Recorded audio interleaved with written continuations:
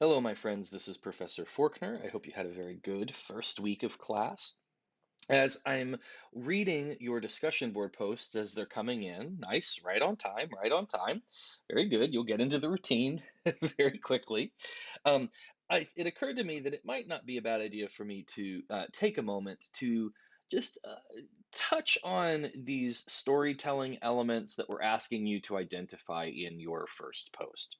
So I'm going to define a little bit more or give you some examples of what these storytelling elements are. As I'm talking, if there's something that I say that makes you think, "Oh gosh, well now that I think of it that way, I wish I could change what I wrote." If you want to hit the reply button on your discussion board post and go ahead and write out the things that, oh, now that I've listened to this, I think I've misidentified the climax. This is where it ought to be. Feel free to do that, okay? I want to make sure that that you're all very clear on what these elements are, because they're going to be very important to you as we move forward with text analysis. Okay, so I'm going to go as quick as I can, just because I don't want this to be an hour-long lecture, because it really could be. So first, the world is at peace. The world is in balance, and that is the exposition. This is the quote unquote act one of a typical five-act Shakespeare play. All right, we're establishing the world, we're meeting the characters, we're understanding, we're getting a sense of who our protagonist is, some foreshadowing of potential conflicts to come. Maybe we even meet the antagonist, but otherwise, everything's okay. Everything's fine. It isn't until we reach that first complication, which you will read about later, which is also known as the inciting incident, that things take off, that now the world is thrown out of balance, and the protagonist is forced to take action, right? They're forced to do something in order to solve the problem, to get their heart's desire, to set things right, to bring their world back into balance. All right, that inciting incident's usually a bad thing. It's a major source of conflict. All right, I use fairy tales a lot when talking about text analysis, because they're we all know them. So for instance, I often think of the inciting incident, or that initial complication of The Wizard of Oz. We've seen Dorothy in Kansas, we've seen problems that arise for her in Kansas, but it isn't until that tornado takes her away from Kansas that now she has to take action and move and solve the problem, move toward her goal of returning home to Auntie Em, right? So that is that initial complication, which then leads us into the rising action. So that complication and rising action are going to be the second act of your typical Shakespeare play. I'm going to include a graphic so that hopefully that you can see better what I mean. This is where the source of antagonism fully reveals itself. All right.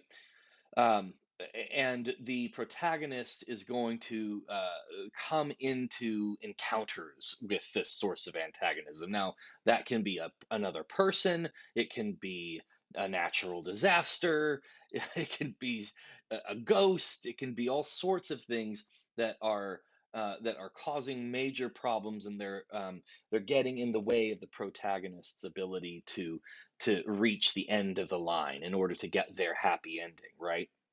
In Disney movies, it's in those classic ones especially. As we move into a postmodern age, it gets a little fuzzier. But in the classic animated Disney movies, those are pretty clear. We know who the bad guys are, and we know what kicks these stories off. Um, that's the complication and the rising action. The rising action can include more complications. Progressive complications is what we call those, that are ratcheting up the tension. But that's where the that's where most of the story is, and we're building toward what is called the climax. It's very important that you understand what the climax is, because as you learn about controlling ideas, you're going to need to look to the climax to understand how to I properly identify the controlling idea. Stick a pin in that, but I'm just trying to explain that this is very important that you understand what the climax is. The climax is the moment where the story turns. This is the moment of decision. This is the moment, it may help you to think of it as this is the moment where thumbs up or thumbs down is going to switch from thumbs down to thumbs up or thumbs up to thumbs down, and it's going to stay that way for the rest of the story. All right. This is that moment where what's going to happen? Is Luke Skywalker finally confronts Darth Vader and the Emperor in Return of the Jedi. Bam, that's the climax. What's going to happen? Is he going to win or is he going to lose? Is he going to be able to save his father or is he not? Um, this is the moment where things could turn permanently good or permanently bad for our hero. Um, in classic plays, in your Greek plays like Oedipus or in your Shakespeare plays, the climax is usually the third act, the third of the five acts. This is the moment where everything shifts forever. All right. Um, Oedipus finds out that, what he's really been doing and that he is the guy. A lot of scholars will tell you that even though we might not think so, that the climax of Romeo and Juliet is going to be when Romeo kills Tybalt, because now it's personal. Now it is the question that we've been asking: will Romeo and Juliet be able to live together in peace? Well, now that Romeo has killed one of her family members, the answer to that question is no. The climax is where we usually get the answer to the question that the audience has been asking since since that first moment of complication threw the world out of balance. Is Cinderella going to go to the ball?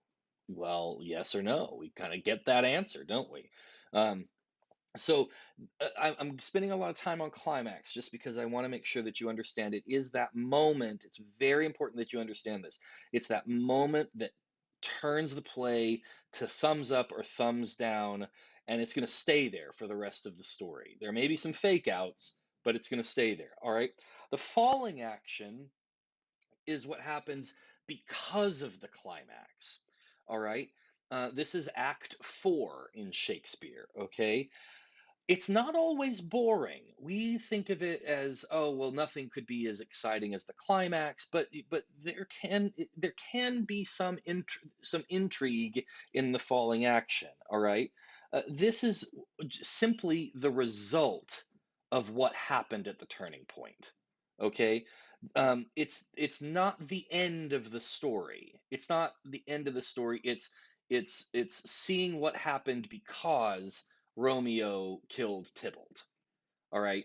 Now all of this extra stuff is happening, right? So it's not that it got more boring, but we are moving now toward the fated ending of the play. The only way that this story is going to be able to turn out. Okay. Um, Resolution is different from falling action. I want you to be also clear on that idea.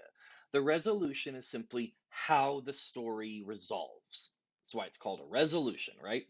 How the story actually ends. Um, these are different things. We are so conditioned because of movies and TV shows that once we get the climax, we've got about a minute of falling action resolution denouement credits. And so we tend to lump them together.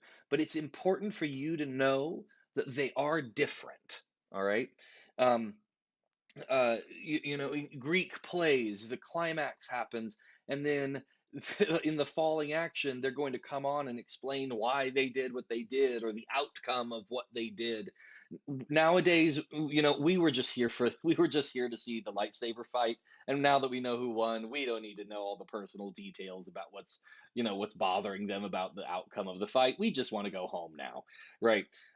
So just remember, the falling action and the resolution are two different things. The falling action is are the events of the story that happened because of that turning point, because things went thumbs up, this is what happens. Or because things went thumbs down, this is what happens. And it takes us to how the story ends. Dorothy gets back to Kansas, right? Um, if the climax of Cinderella is that she does go to the ball, that's the question we've been asking. Is she going to get there? Then everything else that happens to her, as the prince suddenly, sends his footmen out to find the girl who fits the glass slipper, that is then falling action. Okay, perhaps that's the decision that we get to make, and the resolution is that the slipper fits and she becomes the queen of the land. Um, all right. So the denouement. All right. Uh, Also, the resolution introduces a new sort of stasis or a new sort of balance. It's not a mirror of the exposition, but it's like the beginning of the exposition for part two, if you want to think of it that way. So the world is now in a new state of balance. There are now new rules, or there is a new state of being. We started in the exposition. Cinderella was a scullery maid, abused by her wicked relatives. Now we end. Cinderella is the queen of all the land, where she rules, with all of the grace and fairness that we've come to expect from her. That's our resolution for Cinderella, and and then our denouement then is, and she lived happily ever after. The denouement is it really comes from novels where the author adds a little thing, a little tag at the end. If you think like the Count of Monte Cristo, the author comes out and says at the end, and so this is how the story ends. And you might be sitting thinking, were there other adventures that he went on? Perhaps, but that's for another time. And until then, just know that he lived happily and went on many, many more adventures. Right. The denouement is kind of that place where, like I say, that's where we say, and in the end, they lived happily ever after. Right. That's the bow on the story that is kind of gives the author a chance to come out and say, and hint at maybe a sequel, um, and put a final bow, give the story its little final bow. We don't really see denouement quite so much. It's actually, we tend to think that the resolution and denouement are the same thing. It's kind of splitting hairs. For my money, I just like to know that they are technically different things. If you were to call the resolution the denouement, no one is going to burn you at the stake. I hope no one burns at the stake anyway. Um, but just so you are aware, the resolution and the denouement are technically different things. We just lump them together because it's a fine distinction, and it can be a little bit confusing. But hopefully that helps. Um, so so anyway, that I hope was clarifying.